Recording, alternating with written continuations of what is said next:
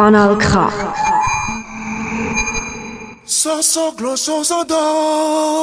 Radio à vous l'été, la voix de la résistance du peuple togolais.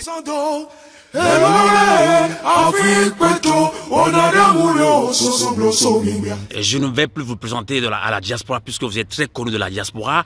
Il y a l'actualité au Togo, c'est cette affaire illicite de pétrole qui est exploité par certains réseaux et que le journal de Ferdinand a révélé. Alors d'abord, quelle est votre réaction sur cette affaire?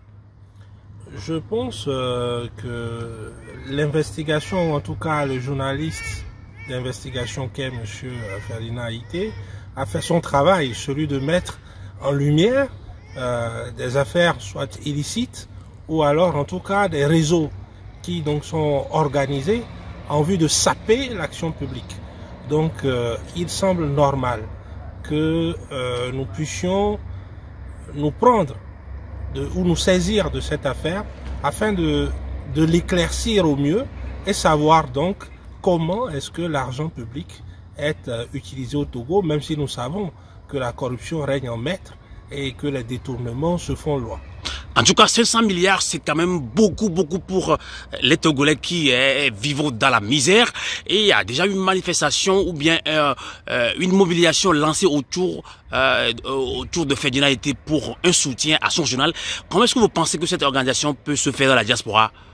Alors, tout d'abord, ce qu'il faudrait remarquer, c'est que souvent les Togolais fonctionnent par à-coups.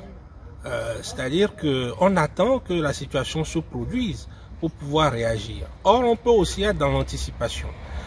Quand nous prenons et l'alternative et les autres journaux qui, naturellement, font un boulot titanesque pour informer l'opinion, on voit qu'ils sont démunis de moyens.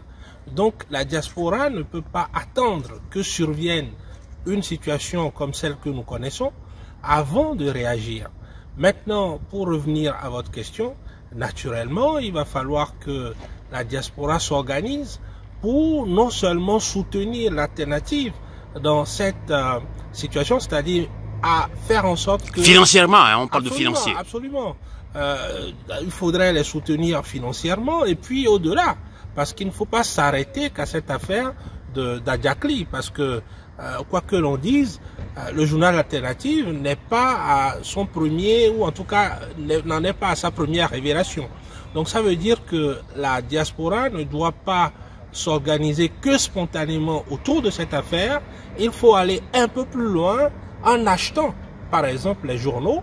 Je sais qu'il y a des abonnements en ligne, il y a des moutures qui sont diffusées donc sur place. Donc on peut aussi acheter et convoyer par exemple vers le nord ou vers nos différentes familles qui se trouvent enclavées, qui n'ont donc pas accès à l'information, afin de leur permettre justement d'être au même niveau d'information que nous. Donc voilà succinctement comment moi je pense que l'organisation peut se faire financièrement, bien entendu, mais aussi sur un plan logistique. Radio à vous l'été, l'esprit patriotique.